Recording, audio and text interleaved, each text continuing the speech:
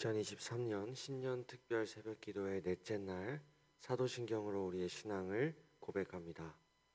전능하사 천지를 만드신 하나님 아버지를 내가 믿사옴.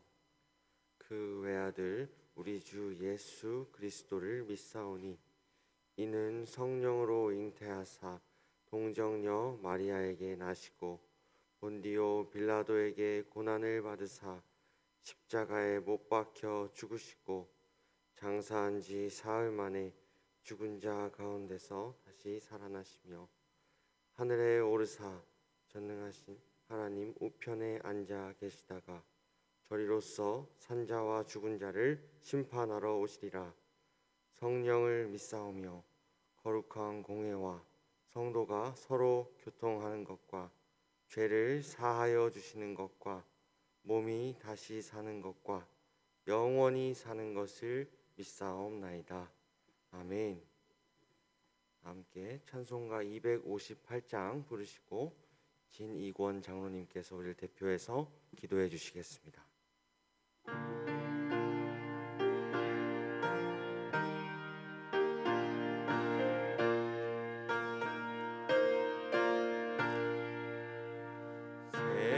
샘물과 같은 보혈은 주님의 피로다.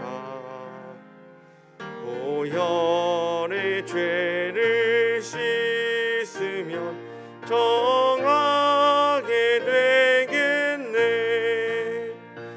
정하게 되겠네. 정하게 되겠네. 보혈의 죄를 씻으면 정하게 되겠네. 저도 저 회개하고서 보혈에 씻었네.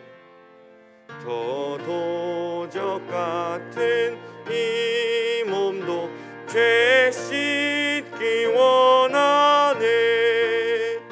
죄 씻기 원하네. 죄 씻기 원하네. 저도 저 같은 이 몸도 죄 씻기 원하네. 죄속함 받은 영생은 영생을 얻겠네. 샘솟듯 하는 피권세 한없이 크도다. 한없이 크도다. 한없이 크도다. 샘솟듯 하는 피권세 한없이 크도다. 날 정케 하신 피보니 그 사랑 한없네. 살 동안 받는 사랑을 늘 찬송하겠네. 늘 찬송하겠네. 늘 찬송하겠네. 살 동안 받는 사랑을 늘 찬송하겠네. 이후에 천국 올라가 더 좋은 노래로 날 구속하신 은혜를 늘 찬송하겠네. 늘 찬송하겠네. 늘 찬송하겠네. 날 구속하신 은혜를 늘 찬송하겠네.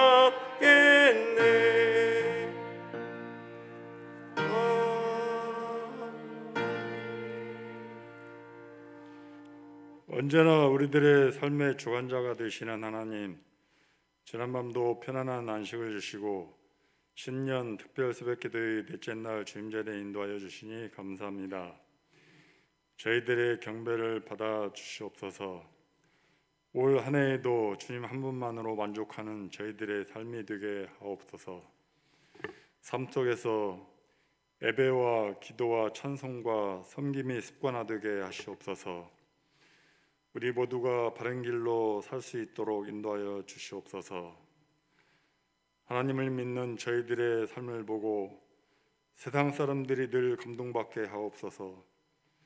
진흥교회를 사랑하시는 하나님, 저희 교회가 올 한 해에도 세상을 향한 사명과 책임을 잘 감당하게 하옵소서. 사랑과 성령이 충만한 교회가 되게 하시고 온 성도가 하나 되어 어두움의 세계를 물리치고 하나님의 말씀을 담대히 전하게 하옵소서. 새 가족들과 병약한 자와 마음에 상처가 있는 성도들이 위로받고 환대받는 우리 교회 되게 하옵소서. 항상 기쁜 마음으로 하나님께 예배드리고 찬송하는 교회 되게 하옵소서.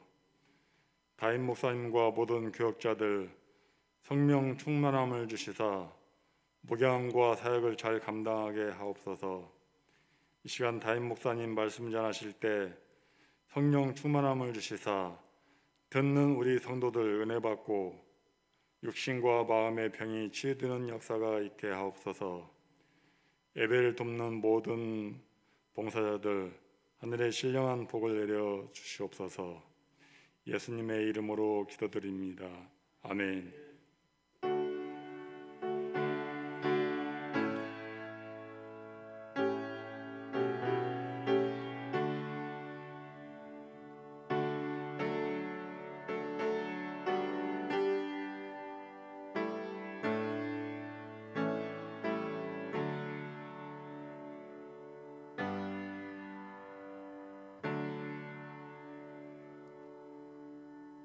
하나님이 오늘 우리에게 주신 말씀은 마태복음 18장 1절에서 6절 말씀입니다. 마태복음 18장 1절에서 6절 말씀입니다. 신약성경 30페이지에 있습니다.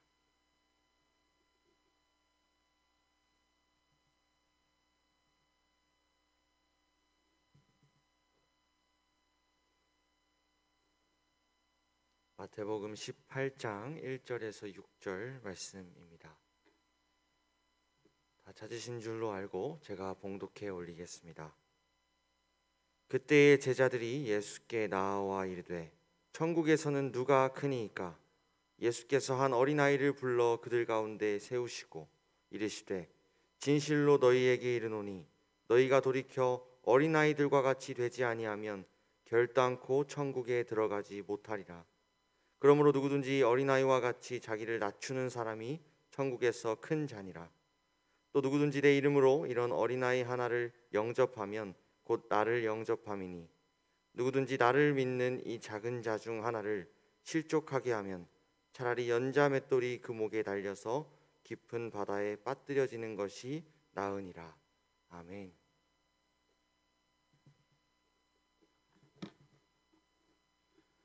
하나님께 드려진 예물이 있습니다. 잠시 기도하십시다. 하나님 아버지, 신년 특별 새벽 기도회를 아버지 하나님 앞에 영광을 올려드리는 기도회로 그렇게 모이고 싶어서 귀한 예물을 준비하여 아버지 하나님께 올려드리는 하나님의 자녀의 손길이 있나이다. 하나님 흠양하여 주시고 이는 받으실 만한 향기로운 제물이요 하나님을 기쁘게 하는 예물인 줄 믿습니다. 영광 거두어 주시옵소서. 예수님의 이름으로 기도드립니다. 아멘. 주방 공사가 마무리되므로 오늘 2시에 주방 정리 및 집기 정리를 해야 될 것 같습니다. 성도님들이 마음을 좀 모아주시기를 부탁드리겠습니다. 자, 오늘도 같이 한번 또 외쳐보십시다. 시작. 우리는 구원받았으나 죄인이며 오직 하나님의 사랑으로 사는 그리스도인이다. 우리가 이 사실을 잊지 말아야 됩니다. 오늘은 어린아이와 같아질 때 구원을 받는다, 이런 제목으로 말씀 나누겠습니다. 어제 우리는 살펴보았습니다. 젊은 부자 관원은 예수님하고 대화를 나누기까지 했지만 구원을 받지 못했습니다. 우리는 이 부분을 간과해서는 안 됩니다. 예수님과 대화까지 했는데 구원을 받지 못했습니다. 이유는 딱 하나, 하나님께 뭔가를 드림으로 구원을 스스로 만들려고 했기 때문입니다. 자신의 업적, 자신의 성과, 자신의 노력 때문입니다. 자신이 수고한 것 때문에 예수님과 대화까지 했음에도 불구하고 구원을 받지 못한 것입니다. 여러분, 젊은 부자 관원이 우리 사람하고 대화를 나누고 난 후에 구원을 받지 못한 게 아니라 예수님과 대화를 나누고 난 후에도 구원을 받지 못했다는 겁니다. 왜? 계속 자신이 있기 때문입니다. 자기 자신이 있는 겁니다. 젊고 돈 많고 명예 있고 권력이 있기에 자기 자아가 이 안에 꽉 차 있는 겁니다. 이런 식의 유형이 바로 누가복음 15장 탕자를 기다리신 아버지 비유에 등장하는 첫째 아들인 것입니다. 구약의 이스마엘이고 야곱의 형 예서입니다. 성경을 보면 예서가 뭔가를 아주 잘했다고 하는 사람으로 성경은 기록합니다. 당신은 사냥을 잘하면 어떤 것이나 잡아서 자기 자신의 허기진 배를 채울 수 있었습니다. 마찬가지로 이스마엘도 성경을 보면 활을 아주 잘 쏘는 사람이라고 하고 있습니다. 이스마엘과 예서 두 사람의 특징이 무엇인가요? 사냥과 활을 잘 쏘는 특징이 있어서 아무 때나 자기가 먹을 음식이 없어지면 자기 자신의 힘으로, 자신의 노력으로 먹을 음식을 구할 수 있는 사람들입니다. 마찬가지로 이스마엘도 성경을 보면 활 잘 쏘는 사람이었, 그런 개념에서 예수와 똑같이, 반면에 야곱은 자신이 없었습니다. 야곱은 집 안에 머무는 사람이었습니다. 누가 사냥을 해서 먹을 것을 가져다 주어야 그때 음식을 먹을 수 있는 사람이었습니다. 모세도 자신이 없었습니다. 애굽 왕 바로 앞에 가지 못하겠다고 했습니다. 자신 없는 사람들, 다른 사람과 비교해서 늘 내가 부족하다고 여겨지는 사람들,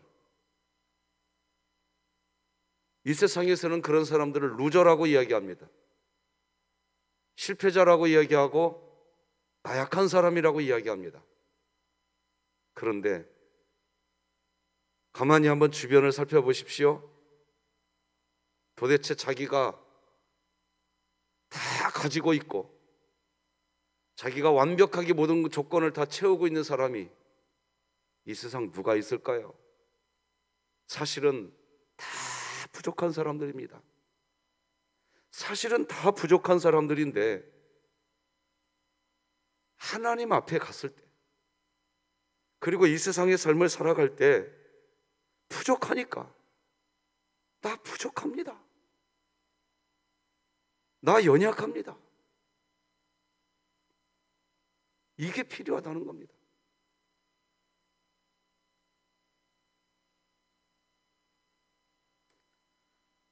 나는 하나님이 도와주셔야 살 수 있습니다.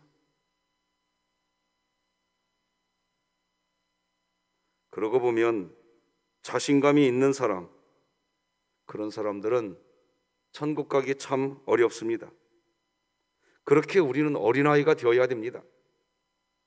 나는 하나님의 돌봄이 필요한 사람이다. 나는 구원받았지만, 내가 분명히 구원받았지만 나는 죄인이고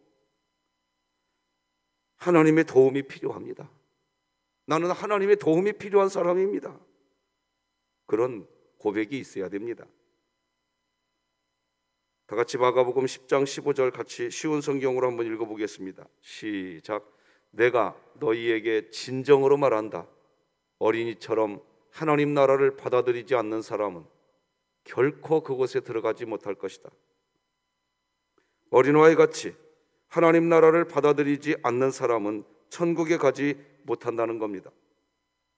혹시 여러분 천국에 간다 이렇게 표현하니까 아, 내가 죽어서 천국 가는 거야, 그런 개념으로 천국을 연상하고 계시면 실수하시는 겁니다. 오늘 천국을 누릴 수 있으셔야 됩니다. 오늘 내가 직장에 있지만, 오늘 내가 가정에 있지만, 오늘 내가 어느 곳에 있다 할지라도 내가 있는 그곳에서 천국을 누릴 수 있으셔야 됩니다. 죽어서 가는 천국이니까 오늘은 괜찮아, 그런 개념으로 이야기하는 게 아닙니다. 우리는 어린아이와 같이 하나님께 그렇게 나가야 합니다. 하나님 나라는 의와 평강과 희락입니다. 그 하나님 나라, 그 의와 평강과 희락이라고 하는 그 천국, 그것이 오늘 우리가 들어가 있어야 될 것입니다. 내가 살아가는 삶의 현장이 그 의와 평강과 희락으로 채워져 있어야 되는 것입니다. 죽어서 가는 거니까 이런 개념으로 접근하시면 죽어서도 못 갈 수 있습니다. 오늘 천국을 경험할 수 있는 지능교회가 되기를 바랍니다.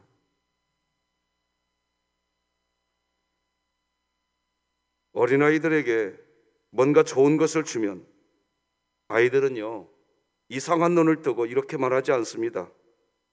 왜요? 왜 주시는 거예요? 이렇게 말하지 않습니다. 저에게 이것 주시고 뭐 다른 거 달라고 하려고요? 이런 말 어린아이들은 하지 않습니다. 아이들은 그냥 주면 받습니다. 저희 집 아이들이 어릴 때 어린이집에서 선생님이 사탕 하나 주면 그것을 가지고 집에 와서 이야기합니다. 선생님이 사탕 주셨다 이야기합니다. 아이들은 사탕을 주면 받습니다. 반면에 어른은 왜 주시나요? 이렇게 이야기합니다. 이거 그냥 주는 거 맞아요? 라고 말을 합니다. 성경은 어린아이와 같이 받아야 한다고 기록합니다. 그리고 마태복음은 어린아이와 같이 되어야 한다고 기록하지요. 오늘 본문 1, 2, 3절 그때의 제자들이 예수께 나와 이르되 천국에서는 누가 크니이까? 예수께서 한 어린아이를 불러 그들 가운데 세우시고 이르시되 진실로 너희에게 이르노니 너희가 돌이켜 어린아이들과 같이 되지 아니하면 결단코 천국에 들어가지 못하리라. 그러면 어린아이와 같이 된다는 것은 무엇을 의미하는 것일까요? 그것을 이야기하는 게 오늘 본문 3절에서 6절 말씀인 겁니다. 4절에 보면 어린아이와 같이 자기를 낮추는 사람, 자기를 낮추는 사람이 어린아이입니다. 5절에 보면 이런 어린아이 하나를 영접해 준다 그랬습니다. 어린아이는 누군가를 통해 영접을 받습니다. 즉 어린아이는 잘 안기는 아이입니다. 6절에 보면 이 작은 자 중 하나를 실족하게 한다는 표현이 나옵니다. 어린이는 쉽게 상처받게 됩니다. 연약하기 때문에. 자, 이와 같은 것들을 가지고 하나씩 살펴보겠습니다. 첫째, 낮아져라는 겁니다. 방금 읽어드린 4절 말씀, 어린아이와 같이 자기를 낮추는 사람. 어린아이의 특징 첫 번째는 낮아질 수 있는 겁니다. 우리는 어린아이와 같이 되어야 됩니다. 거듭날 때에도 거듭난 후에도 우리는 어린아이와 같이 되어야 됩니다. 어린아이와 같이 되는 건 뭡니까? 낮아지는 겁니다. 낮아져야 합니다. 어린아이가 낮아지는 것은 자신감이 없는 것입니다. 내가 하나님의 도움 없이는 아무것도 할 수 없다는 것이 어린아이와 같이 낮아지는 것입니다. 내가 뭐라고? 내가 누구인가요? 우리는 구원받았으나 죄인인 것입니다. 이것을 믿기 시작할 때 어린아이와 같이 될 수 있는 겁니다. 그런데 신앙생활을 오래 하다 보면 나는 구원받은, 신앙생활을 오래 한 나는 이런 사람이야, 이렇게 변해가 버립니다. 신앙생활을 진짜로 오래 한 사람은 그렇게 가면 안 됩니다. 내가 구원받았지만 내 인생길 걸어가 보니까 나는 여전히 내가 죄를 짓고 있더라. 자기 자신이 죄인이라는 것을 인정하지 않으면 낮아지지가 않습니다.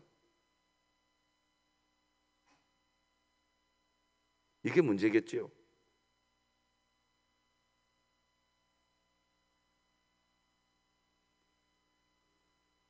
내가 죄인이기에 하나님께 나갈 수가 없습니다. 하나님이 나를 받아주지 않습니다. 그런데 신기하게 그런 죄인을 하나님이 또 부르십니다. 부르시면서 이야기합니다.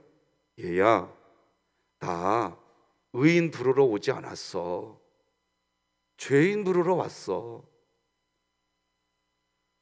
그래서 그 하나님의 부르심을 받고 이렇게 예배당에 오면 주여 감사합니다. 그 고백과 함께 자기 자아를 낮추게 됩니다.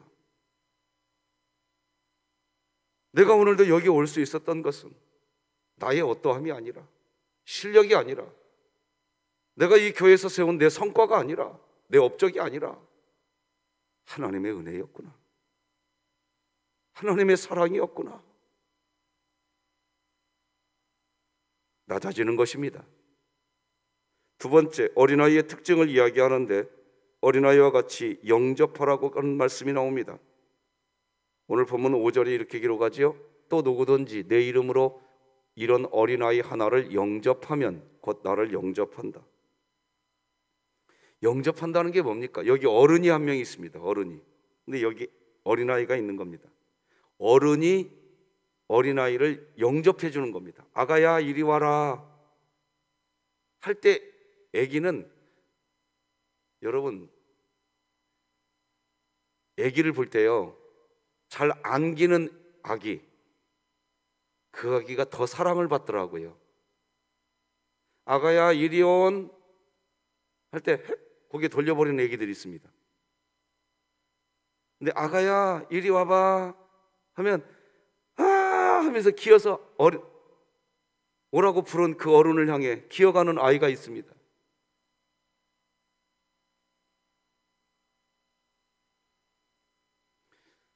영접한다는 것은 그 아기를 안아주려고 하는데,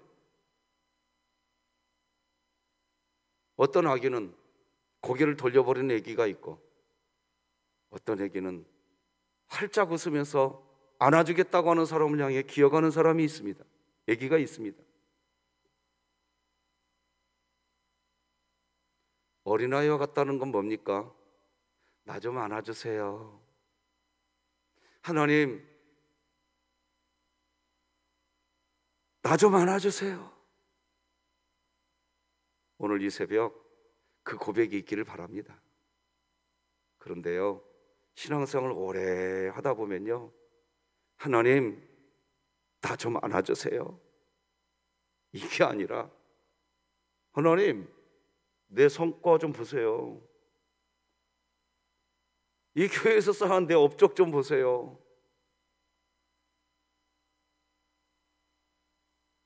이렇게 되지 마시기 바랍니다. 세 번째, 어린아이의 특징은 실족하기 쉬운 상태가 어린아이의 특징입니다.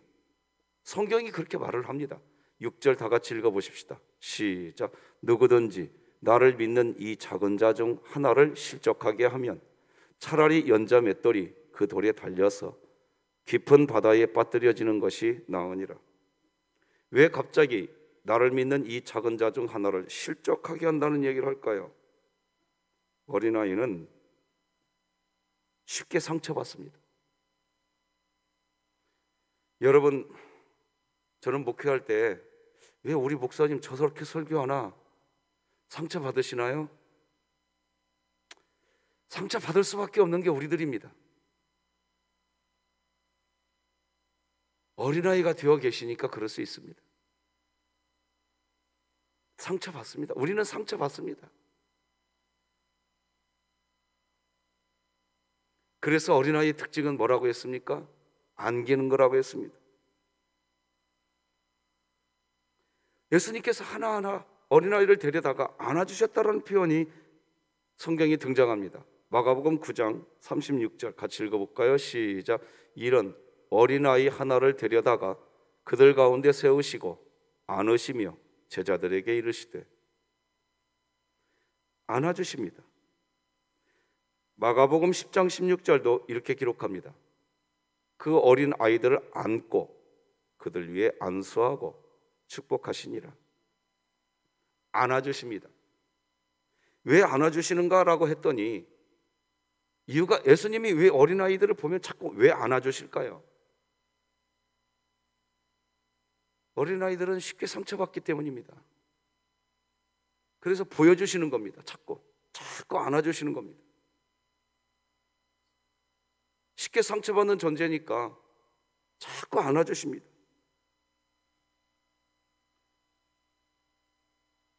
그런데 그런 어린 아이들이 좀 성장하면 누가 안아주려고 해도 안기려고 하지를 않습니다.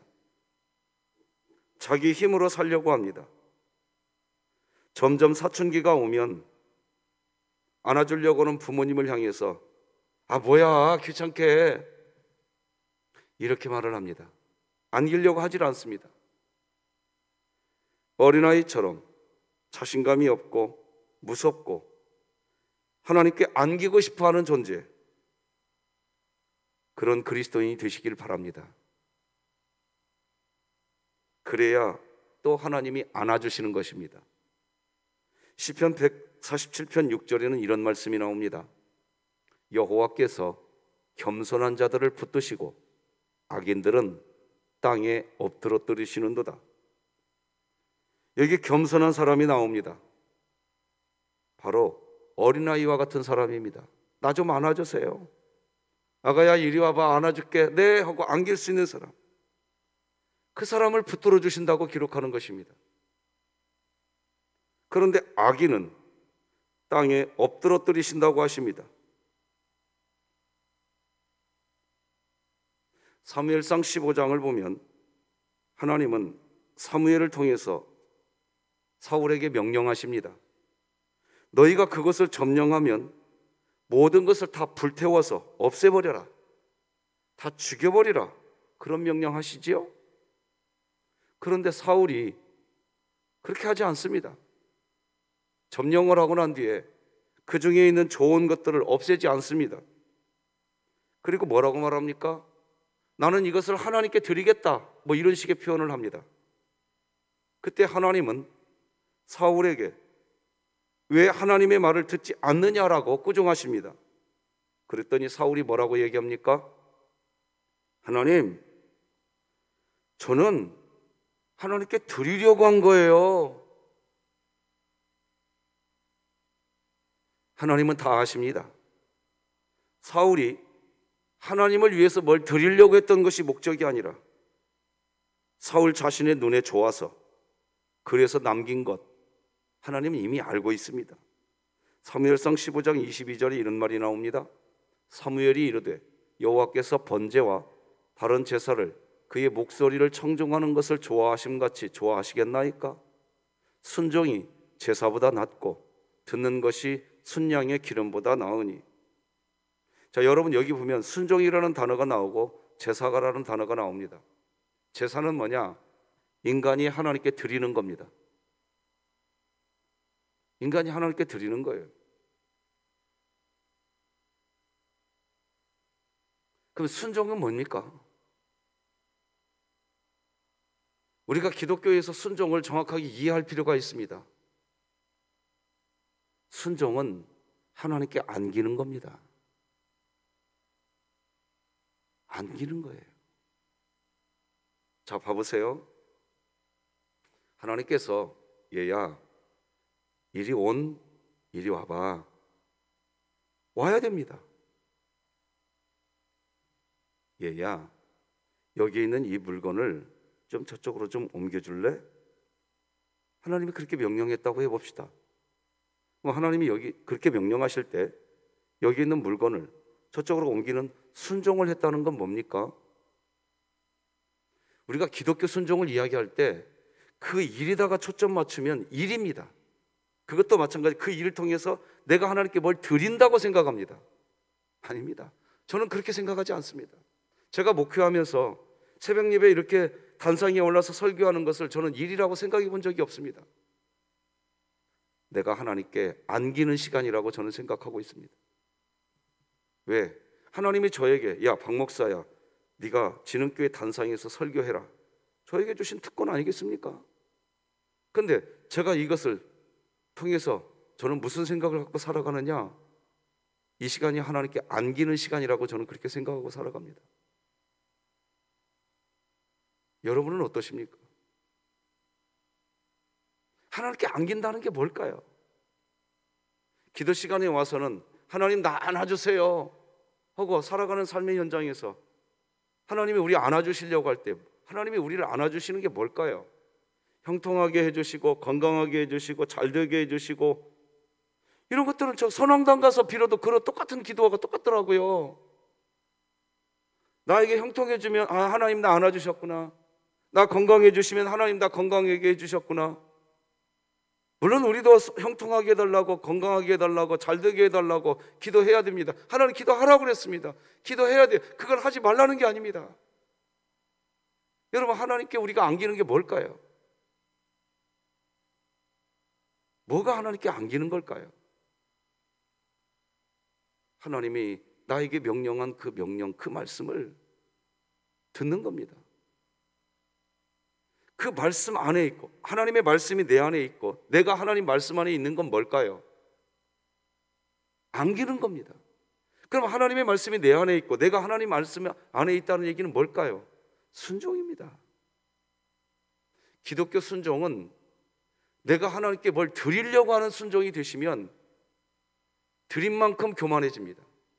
그런데 기독교 순종은 사실은 안기는 겁니다. 하나님 그 말씀 안에 있고 싶은 겁니다. 하나님께 안기시기 바랍니다. 그래서 안기고 나면 우리는 나의 어떤 걸 자랑하지 않습니다. 하나님 이렇게 안아주시는군요. 나를 이렇게 안아주시려고 이렇게 부르셨군요. 오늘 이 새벽 이 단상에서 저를 안아주시려고 저에게 이렇게 명령하셨군요. 매일같이 그걸 느낀단 말입니다. 그래서 순종한 만큼 교만해지지 않습니다. 안기는 겁니다. 하나님이 나를 오늘도 안아주셨구나. 내가 하나님 말씀에 순종되어지고 있다는 것은 뭐냐? 그 말씀 안에 있다는 겁니다. 내가 순종되어지지 않는다는 것은 뭘 의미하느냐? 그 말씀 밖에 있다는 겁니다. 하나님께 우리가 안긴다는 건 뭘까요? 순종하는데 너무 행복한 겁니다. 저는 우리 진흥교회 목회하면서 그런 우리 교우님들 참 많이 만났습니다. 특히 주방 봉사부장으로 하신 우리 권사님들 정말 이구동성으로 고백하십니다. 내가 이렇게 감당할 수 있었던 것은 하나님이 나와 함께 해주셨기 때문입니다. 그게 뭡니까? 내가 분명히 순종한 겁니다. 내가 분명히 뭔가 땀을 흘렸습니다. 그런데 땀 흘렸는데 기쁘대요. 왜 기쁠까요? 하나님께 안겨있기 때문에 그런 겁니다. 하나님께 안기시기 바랍니다.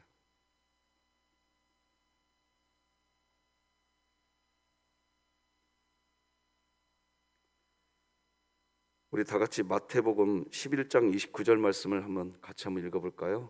시작. 나는 마음이 온유하고 겸손하니 나의 멍에를 메고 내게 배우라. 그리하면 너희 마음이 힘을 얻으리니. 여기 보면 내게 배우라는 말이 나옵니다. 내 멍에를 메고 내게 배우라. 자, 잘 보세요. 저는 처음에 이 말씀이 이해가 안 됐습니다. 이 앞부분에 무슨 말이 나옵니까? 수고하고 무거운 짐진 자들아 다 내게로 오라. 내가 너희를 쉬게 하겠대요. 그러면 쉬게 하겠다고 했으면 짐을 내려놓으라고 했으면 이어지는 29절에서 뭐라고 말이 나와야 되는가요? 나의 멍에를 메고 내게 배우라. 멍에를 메래. 아니, 온유하고 겸손하다고 하면서 멍에를 메래요. 이게 도무지 이해가 안 돼. 앞뒤 문맥이 이해가 안 되는 거예요. 하루하루 신앙생활하면서 어느 날인가 이 말씀이 제 가슴으로 그냥 훅 하고 들어오는 거예요. 그때가 언제였냐? 정말 좀 몸이 좀 안 좋았어요. 몸이 진짜 좀 안 좋아서 오늘 이 신방 그냥 취소하라고 할까? 그러나 저 가능하면, 아니 거의 우리 교육자분들이 아십니다. 신방 스케줄이 잡혀져 있는데 이유 없이 제가 신방을 취소한 적이 없습니다. 네? 우리 교육자분들이 아십니다. 그날도 좀 몸이 진짜 안 좋았어요. 오늘 이거 신방 가지 말을까? 그런데 그렇지 않죠? 갔어요. 신방을 갔어요. 신방을 갔는데 내가 그 가정을 신방하는 줄 알았어요. 그런데 그 가정 식구들과 대화를 하는 순간 그 가정의 그 상황을 들으면서 제가 하나님께 신방받고 있더라고요. 깜짝 놀랐어요. 그날 설명할 수 없는 감사와 기쁨이 있더라고요. 그 가정에서 대화를 하고 있는데 대화를 하고 진행되어지는 모든 내용 속에서 그 사람의 그 모습 속에서 내 모습이 투영이 되기 시작하는 거예요. 그러면서 하나님이 나를 안아주고 있다라는 게 막 구구절들이 느껴지기 시작하는 거예요. 그때 나의 멍에를 메고 이 부분이 이해가 되기 시작했습니다.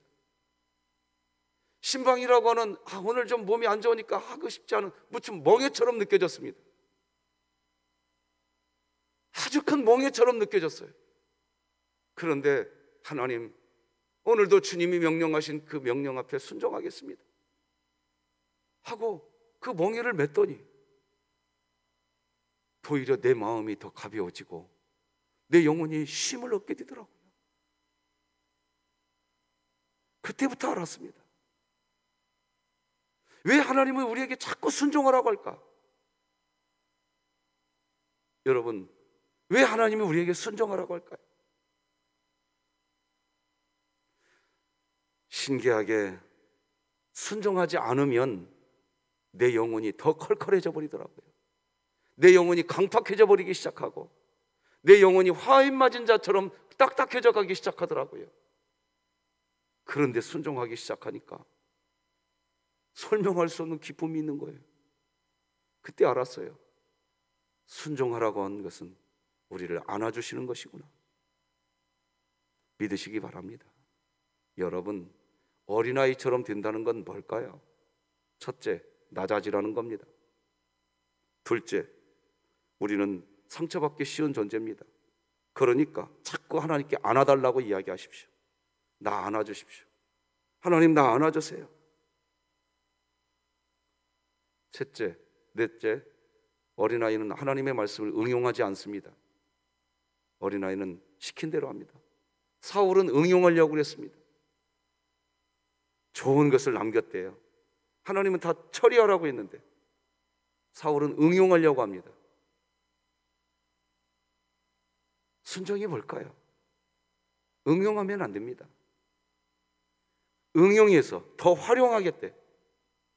그건 순종이 아닙니다. 순종은 그냥 그대로 하는 겁니다. 그런데 그 순종이 뭐냐? 하나님이 나를 안아주시는 거더라고. 우리가 하나님께 교회에서 봉사한다라는 표현을 씁니다. 하나님이 그 일을 못해서 우리에게 그 일을 맡기는 거, 네, 그 개념도 틀리진 않습니다. 그런데 내가 하나님께 뭘 봉사한다? 우리가 하나님께 뭔가 서비스를 못하면 하나님이 실족하고 하나님이 뭔 일을 못하시는 분이실까요? 그렇지 않아요. 여러분, 봉사하고 순종하는 것, 나를 낮추는 것, 그리고 하나님 나 안아주세요라고 하는 그 절정이 어디에서 맺어지는지 아십니까? 순종입니다. 순종이에요. 순종이 헌신이라고 자꾸 우리가 이해하는데 순종이 안김이더라고요. 안김. 하나님께 안기는 겁니다. 안길 때 안기는 것이 낮아지는 것이고, 안기는 것이 실족당하고 즉 상처받기 쉬운 것을 피해가는 지혜이고, 안기는 것이 말씀대로 살아가는 것입니다. 오늘 내가 무엇을 순종해야 할 것인지, 하나님이 뭘 순종하라고 하는 것인지 그냥 그대로 하나님, 내가 이 순종을 통해 하나님께 안기겠습니다. 안기십시오. 내가 순종을 한다, 내가 하나님께 뭘 드린다, 그러면 순종한 만큼 우리는 젊은 부자 관원이 되고 마는데, 순종하면서 안기십시오. 그러면 의와 평강과 희락이 우리 교회 안에 가득할 줄 믿습니다. 순종하기 어렵죠. 나에게 이것이 부딪히죠. 이거 순종하려고 하니까 이것이 걸리네, 이거 순종하려고 하니까 저것이 걸리네. 아무도 순종 못합니다. 그런데요, 순종이 내가 하나님께 안기는 것이다, 이걸 아는 순간 이것도 걸리고 저것도 걸리고, 분명히 걸리는데 아니야, 내가 하나님께 안겨야, 내가 하나님의 손이 내 손을 붙잡아 주실 때 내가 하나님의 손을 잡아야, 내가 하나님 품에 안 있어야 나는 그때 살 수 있어. 해보십시오. 이것도 걸리고 저것도 걸리지만 그건 우선순위에서 밀려나갑니다. 밀려냅니다. 아니야, 나 오늘 제일 첫 번째 해야 할 일, 나 하나님께 안겨야 돼. 하나님, 나 안아주십시오. 믿으시기 바랍니다. 기도하십시다. 하나님 아버지, 감사합니다. 어린아이와 같이 되게 하여 주시옵소서. 자기를 낮추고 하나님 품에 안기는 어린아이가 되게 하여 주시옵소서. 말씀을 사울처럼 응용하려고 하지 말고 말씀 그대로 받게 하여 주시옵소서. 상처받기 쉬운 이가 어린아이입니다. 그러기에 안기게 하여 주시옵소서. 우리를 더 안아주시옵소서. 그런데 알고 보니 순종하는 것이 하나님께 안기는 인생이라는 것을 배웠습니다. 하나님, 오늘 내가 가야 할 곳에 가게 하시고, 하나님이 가라고 한 곳에 내가 갈 수 있게 하시고, 멈추라고 하는 그 지점에서 멈추게 하여 주시고, 순종이 되게 하여 주시는데 순종을 통해 안기게 하여 주시옵소서. 쉬게 하여 주시옵소서. 하나님 품에 안에 있게 하여 주시옵소서. 예수님의 이름으로 기도드립니다. 아멘. 예수님의 은혜와 하나님 아버지의 극진하신 사랑과 성령님의 감화, 감동, 내주, 교통, 역사, 충만의 은총이